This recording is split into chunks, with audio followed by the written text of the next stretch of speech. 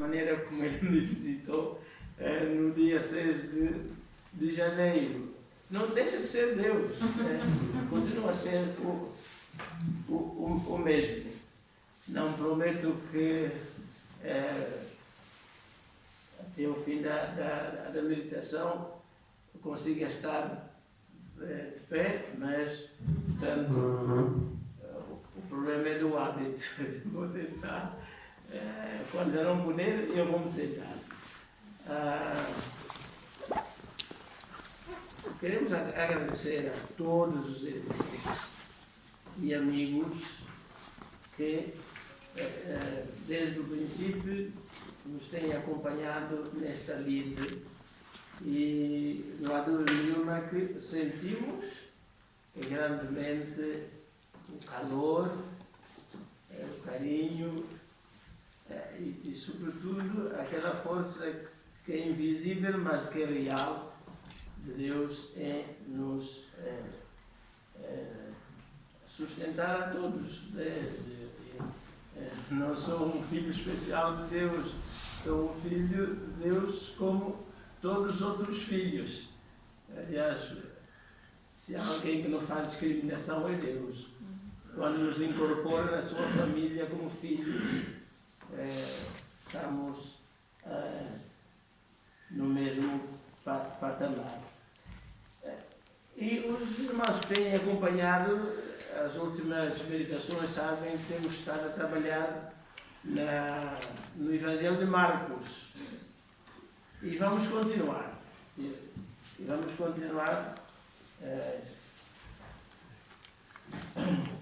Capítulo 6 de Marcos é exatamente onde praticamente terminamos na semana passada, a partir do verso 6 ao verso 13. Evangelho segundo Marcos, capítulo 6, do verso 6 até 13. E estava admirado da incredulidade deles e percorreu as aldeias vizinhas ensinando. Queres usar o microfone ou não? Queres?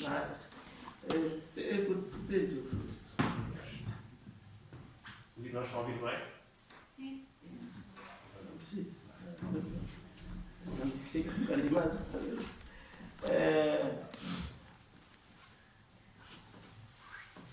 No capítulo 5, a partir do verso 15 até 17, só para lembrar que Jesus Cristo foi corrido literalmente de Gadara, né? Eles começaram a rogar-lhe que saísse dos seus termos.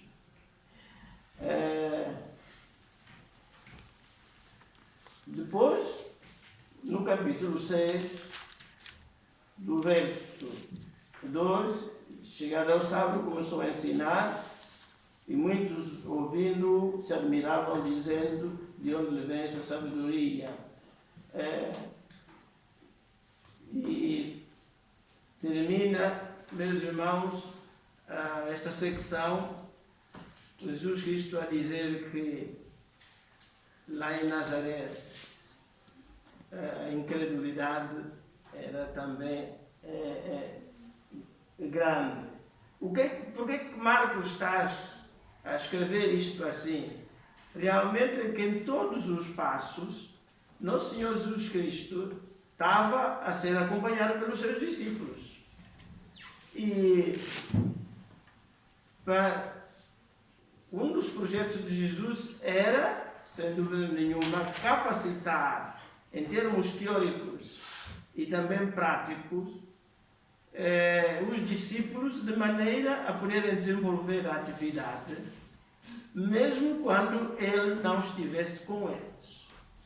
Daí o permitir que os discípulos vissem e ouvissem como Jesus vinha sendo tratado era importante, porque certas coisas, meus irmãos, na vida cristã, se são escondidas,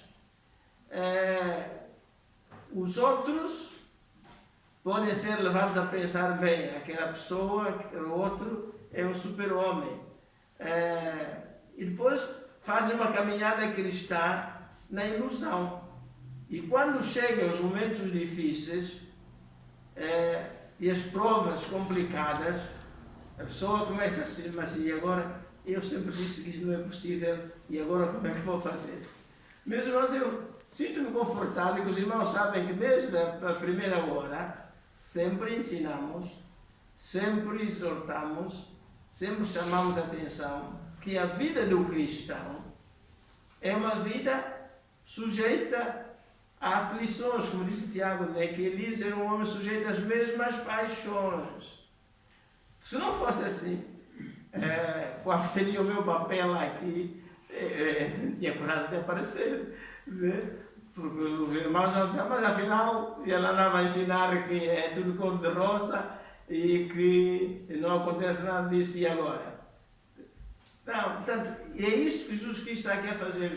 Portanto, os seus discípulos viram que ele foi corrido em Gadara, do outro lado do Mar da Galileia, e que também foi repudiado na sua própria terra, em Nazaré, e os discípulos vivenciaram isso.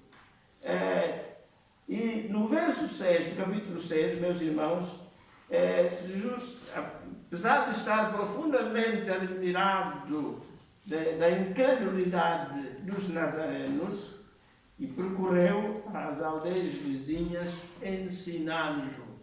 Os discípulos precisavam de entender, como nós precisamos de entender, que o facto de Jesus Cristo ter sido corrido de um lado ou do outro, ele não desistiu, ele tinha sempre uma alternativa. Portanto, o facto de sermos mal sucedidos num determinado espaço, numa determinada situação, não quer dizer que todas as portas fechem. Mas não pode, quer dizer, essa não é a ideia bíblica, essa não é a visão do Evangelho. Podemos ser, literalmente, mal recebidos num determinado sítio, podemos ser rejeitados num determinado lugar, mas importante é manter a nossa cabeça fresca e dizer, não, espera aí, há vizinhos, né?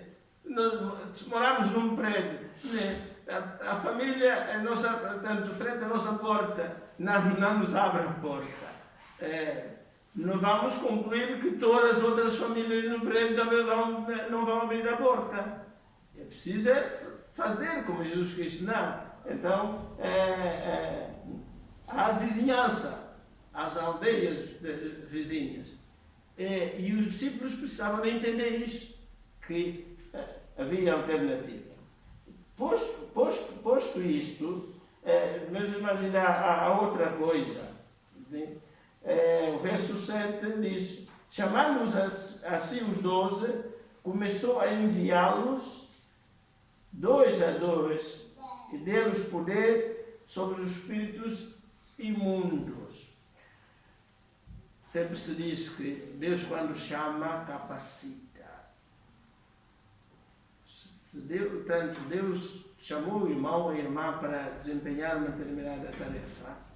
Ele vai capacitar o irmão ou a irmã para o desempenho dessa tarefa. É importante que esteja ciente que foi ele que chamou e não eu que fiz de conta que eu ouvi o Senhor me chamar.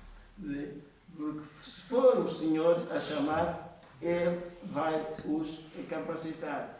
Mas, meus irmãos, é importante que nós tenhamos a última parte deste verso 7, de que deu-lhes poder sobre os espíritos imundos.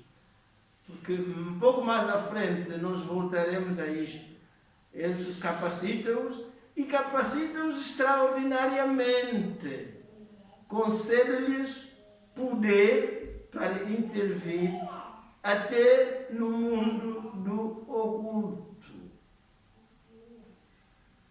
Mas isto também é uma arma de dois bicos, ou uma faca de dois gumes, melhor dizendo. Os discípulos logo de imediato podiam pensar assim: agora nós somos os super-homens, já temos até um poder extraordinário. Os demónios conosco já não vão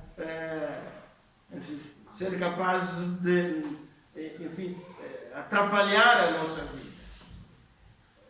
Infelizmente, o mundo cristão do dia de hoje vive-se muito essa ilusão, prega-se muito esse tipo de cristianismo, de abanar não sei o que é, enfim, não é preciso ir longe, basta entrar no YouTube, mas veem coisas a ser ditas e e as multidões ao redor que são arrastadas atrás disso, né, por tal suposto poder. Mas Jesus quis dar-lhes poder, mas o verso 8 diz: ordenou-lhes que nada tomassem para o caminho, senão somente um bordão, nem um alforje, nem pão, nem dinheiro, nem cinto.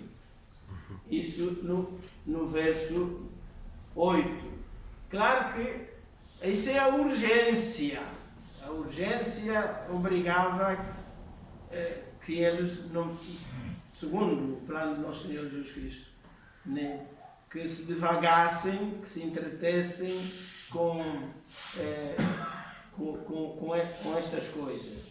Porque, meus irmãos, em Lucas capítulo 22, nós vamos encontrar uma orientação do mesmo Jesus Cristo, mas completamente diferente desta orientação.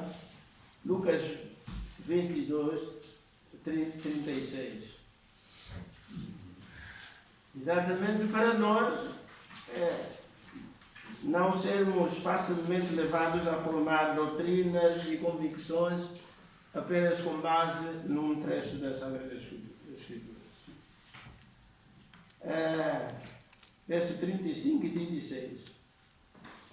Quando vos mandei sem bolsa, alforje ou sandálias, faltou-vos porventura alguma coisa? E eles responderam: nada. Tanto funcionou aquilo que o Marcos está aqui a reproduzir. Mas, verso 36 de Lucas 22, disse depois: mas agora, meus irmãos, o tempo e o espaço não são do nosso domínio, é domínio do Senhor. Ele é que gera a agenda dele e nós é que temos que nos conformar à agenda dele. Mas agora é exatamente o contrário. Quem tiver bolsa é para pegar. Exatamente, afinal, ele conta isso, diz umas vezes uma coisa e depois muda, é como o vento, é o catavento. Não, é o Senhor. É o Senhor. Porque ele tem conhecimento, ele é que domina tudo, aquilo que nós chamamos passado, presente e futuro, né? Ele está por cima e tem, digamos, uma visão. Hoje temos os drones, né? Que estão lá em cima e mostram os cantinhos todos. O nosso Senhor ainda é melhor do que qualquer drone, né? E por isso, bolsa, tome-a, como também alforje, e o que não tem espada, venda o seu vestido e compre-o. Precisamos de estar em sintonia com o Senhor para podermos realmente captar e nos apercebermos o que é que, num determinado momento, é realmente necessário e como é que a obra do Senhor deve ser feita. Porque, meus irmãos, uma das coisas menos boas, entre tantas, do cristianismo é nós estabelecermos normas humanas que acabam por enquistar as nossas vidas e a vida das paróquias, das congregações, porque foi escrito, isto aqui, realmente. Agora, os discípulos aqui podem dizer, mas Senhor, tá, tu disseste outra vez daquela maneira, nós vamos seguir aqui, porque ele foi primeiro. Mas eles foram suficientemente elásticos, como costuma dizer, para realmente se enquadrar naquelas circunstâncias, e sabemos que realmente eles arranjaram as espadas, né? E aliás tinham uma ou duas com eles, segundo o texto, e todos nós sabemos isso. E depois, meus irmãos, voltamos para Marcos capítulo 6, né? E verso 10, e dizia-lhes, na casa em que entrardes, ficai nela até partires dali. Claro que são as tais adaptações. Hoje, em determinadas culturas, isso não é possível. Mas ainda há culturas onde isso é possível. E alguns de nós aqui ainda chegamos a este mundo o suficiente para podermos ver que isto foi praticado neste nosso mundo, em que os pregadores chegavam a um determinado sítio, apresentavam-se como pregadores e tinham as portas abertas. E eram acolhidos da maneira como Abraão acolheu o servo do Senhor, como Ló acolheu o servo do Senhor. Além de ser um aspecto cultural, mas nosso Senhor Jesus Cristo também, da sua palavra, sobretudo nas cartas, chama muita atenção para a prática da hospitalidade. Bem, avançando mais um pouco, ser mais um estudo do que uma pregação no sentido clássico. Na casa em que entrares, ficai ali até partires dali. E quando, né, meus irmãos, verso 11, e quando alguns vos não receberem, lá está, estes discípulos viram em Gadara, viram em Nazaré, que o mestre não foi bem recebido por todos.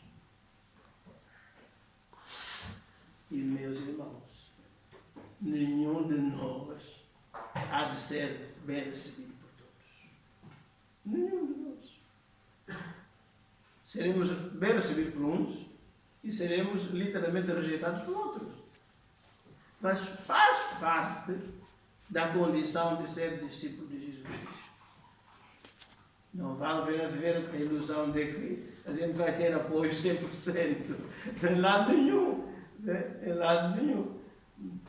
Nem os ditadores, quando fazem as famosas eleições deles, não se atrevem a chegar aos 100%. Põem 97% de votos a favor, 99% de votos a favor.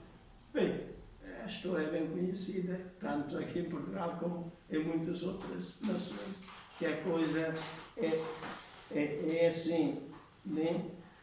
E Nosso Senhor realmente diz que e quando alguns vos não receberem, nem vos ouvirem, a questão aqui é, e quando isso acontecer, e quando isso acontece, qual deve ser a nossa atitude? Como devemos reagir? Como devemos reagir? Nosso Senhor Jesus Cristo está a preparar os seus discípulos. Meus irmãos, 2 Tessalonicenses, capítulo 3, verso 1 e 2. Vendo que está lá. Segundo as Tessalonicenses.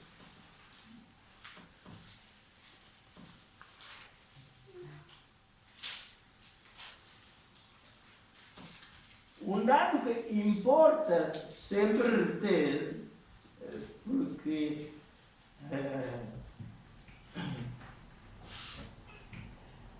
segundo Tessalonicenses capítulo 3, verso 1 e 2 diz: "No demais, irmãos, rogai por nós, para que a palavra do Senhor tenha livre curso." Os discípulos, eles estavam a partilhar a palavra, ou iam a partilhar a palavra. E o apóstolo refere aqui: para que a palavra do Senhor tenha livre curso e seja glorificada como também o é entre vós, e para que sejamos livres de homens dissolutos, são os tais, os alguns, né, que Nosso Senhor diz que não vão saber, dissolutos e maus, porque a fé não é de todos. Meus irmãos, que a maior parte das vezes não nos lembramos desta verdade. Às vezes a gente chega a determinados sítios, esperamos que todos sejam crentes, ou que todos recebam a palavra, e que todos se convertam. Enfim, mas é preciso levar em conta o que as Escrituras falam. A fé não é de todos. A gente nunca vai crer. A gente que não vai absorver o Evangelho. Basta pensarmos facilmente, né? Aqueles que têm possibilidade de ir a Israel, também não é preciso lá ir. Basta acompanhar mais ou menos as notícias e ver. Meus irmãos, Israel não é um país cristão. Pelo contrário, os cristãos em Israel são perseguidos em algumas zonas, como os cristãos são perseguidos nos países árabes. A fé não é de todos. E então, mesmo mas para mim, só tenho que agradecer a Deus, e devíamos ser, como cristãos, agradecer a Deus, pelo facto de sermos incluídos num grupo dos que têm fé, que é uma bênção muito grande. Porque o vizinho, ou a prima, ou o marido, ou a esposa, ou o filho, ou a filha, a cabeça deles não dá, digamos, o coração deles, né, não bate para o Evangelho. É um coração de pedra e vai continuar de pedra. Outro aspecto importante que Jesus está a dizer, né, que quando alguns vos não receberem nem vos ouvirem, saiam dali. Meus irmãos, há alturas que é melhor fazer a mala e partir. Porque continuar ali é tempo perdido. Só que quem verdadeiramente é discípulo não pode tomar essa decisão de ânimo leve. Tem que pensar, avaliar, conjugar, digamos, o conjunto de fatores para chegar plenamente a uma situação de não há dúvida, está mesmo claro, é melhor fazer a mão. Mas Jesus Cristo deu essa possibilidade, abriu essa porta, dizendo-lhes, né, que podiam sair. Podiam sair. E o que é que nós... Mas podiam sair depois de cumprir a missão. E cumprir a missão é o quê? Não é, digamos, fazer todos sejam salvos. Não. É anunciar a palavra. Ezequiel, acompanhe-me, Ezequiel capítulo 3, Antigo Testamento. Vejam, meus irmãos, a orientação que não é nova, mas é muito antiga. Muito antiga. Ezequiel capítulo 3, a partir do verso 17. Filho do homem, Deus está a falar a Ezequiel. Eu te dei por atalaia. Um atalaia, nós não usamos muito esse termo, né?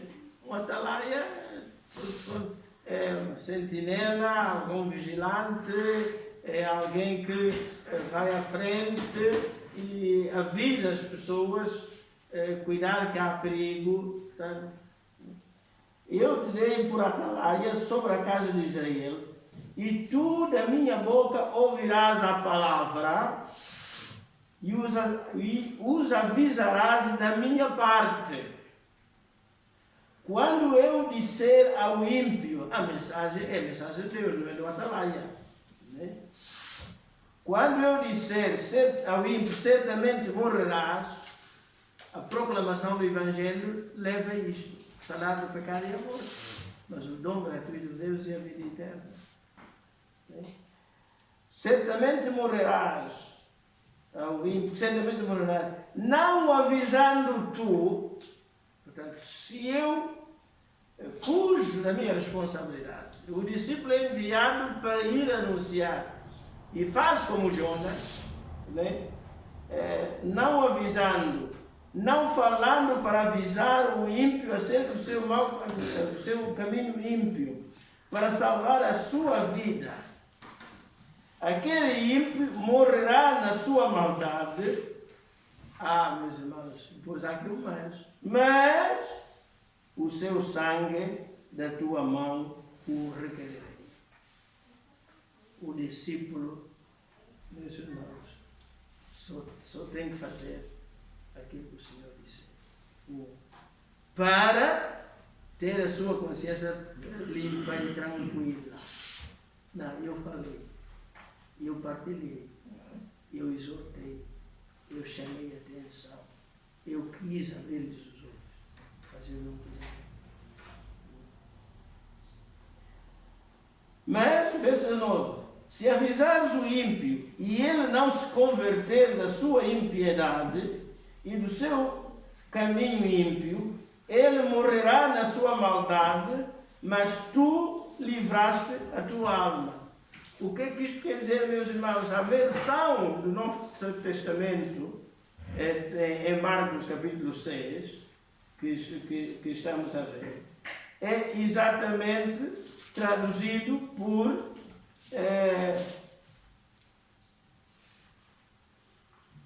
o sacudir, o verso 11. E quando alguns vos não receberem, nem vos ouvirem, saindo dali, sacudi o pó que estiver debaixo dos vossos pés. Mas a pessoa só pode fazer isto realmente depois de cumprir claramente a sua missão. Né? E então, o sacudir era uma prática corrente. Qualquer judeu que tivesse viajado para fora da Palestina, quando regressava, digamos, como que chegando à fronteira, ele tinha que se descalçar e bater com as suas sandálias ou alparcas, assim, que é para descartar-se da terra, do pó, com o simbolismo de ter estado numa zona infectada. Não falei com nós agora as lavagens, né? A gente sai da rua, chega a casa, logo ali a entrada, lavamos as mãos e tiramos os sapatos. É isso, os judeus faziam isso quando entravam adentro das fronteiras da Palestina.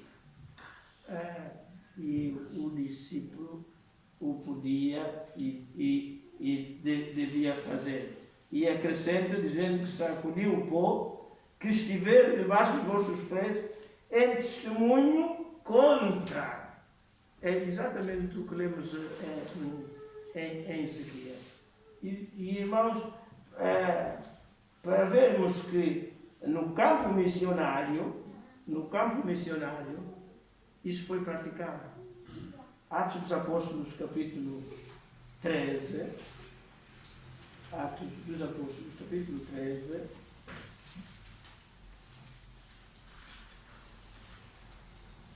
Veja como Paulo se comporta na sua famosa primeira viagem missionária. Atos 13, a partir do verso 26. O Atos 13, 26 diz o seguinte, 26 a 32. Varões irmãos, filhos da geração de Abraão, é Paulo a pregar, a anunciar, né? E os que de entre vós temeis a Deus, a vós vos é enviada a palavra desta salvação. Por não terem conhecido os que habitavam em Jerusalém e os seus príncipes, condenaram-no, cumprindo assim as vozes dos profetas que se leem todos os sábados, a lembrar-os do sacrifício do nosso Senhor Jesus Cristo. E por uma questão de gestão do tempo, meus irmãos, o verso 32, e nós vos anunciamos que a promessa que foi feita aos pais, Deus a cumpriu a nós, seus filhos, ressuscitando a Jesus Cristo. Verso 42 diz que está a pregar na sinagoga, e saídos os judeus, verso 42, da sinagoga, os gentios rogaram que no sábado seguinte lhes fossem ditas as mesmas coisas. Na primeira viagem missionária, mais uma vez se confirma o que Jesus Cristo disse aos discípulos lá em Marcos 6. Uns aceitaram, outros não aceitaram. E os que não aceitaram é aqueles que tinham mais informação para aceitar, que eram os judeus. Os não-judeus aceitaram. Verso 43. E despedida a sinagoga, muitos dos judeus e dos prosélitos religiosos seguiram a Paulo e Barnabé, os quais, falando-lhes, os exortavam que permanecessem na graça de Deus. E no sábado seguinte, ajuntou-se quase toda a cidade para ouvir a palavra de Deus. Então, verso 45, vendo a multidão, os que não receberam, vendo a multidão que estavam a gostar, encheram-se de inveja e, blasfemando, contradiziam o que Paulo dizia. O apóstolo Paulo a pregar, e levanta-se um outro fulano, 2 ou 3, a dizer, aquilo não é nada assim, é mentira, não pode ser assim, está a enganar, né? Está a alterar o texto. Mas, 46, Paulo e Barnabé, usando de ousadia, disseram, era necessário que a vós vos pregasse primeiro a palavra de Deus. Mas visto que a rejeitais e vos não julgais dignos da vida eterna, eis que nos voltamos para os gentios. Sim, como em Nazaré, os que os seus discípulos voltam-se para os vizinhos. Mesmo a Bíblia explica-se para ela mesmo, para os vizinhos. Porque o Senhor assim nos mandou, eu te pus por luz dos gentios para que seja de salvação até os confins da terra. E os gentios, ouvindo isto, alegraram-se, aquilo que levou os outros uns a ficar zangados e aborrecidos. Os que gostaram ficaram felizes. E glorificavam a palavra do Senhor e creram todos quantos estavam ordenados para a vida eterna. E a palavra do Senhor se divulgava por toda aquela província. Mas os judeus incitaram algumas mulheres religiosas e honestas e os principais da cidade e levantaram perseguição contra Paulo e Barnabé e os lançaram fora dos seus termos. E como é que Paulo e Barnabé e o seu irmão reagir a isto? Verso 51. E sacudindo, porém, contra eles o pó dos seus pés, partiram para Icônio. saíram em paz. Nem bem fizemos a nossa parte. Meus irmãos, Paulo diz que tudo quanto foi escrito, para nosso ensino foi escrito. Ai daqueles que rejeitam a pregação da palavra. Tanto Ezequiel, como Marcos, como Atos, concordam que quem pode deve transmitir.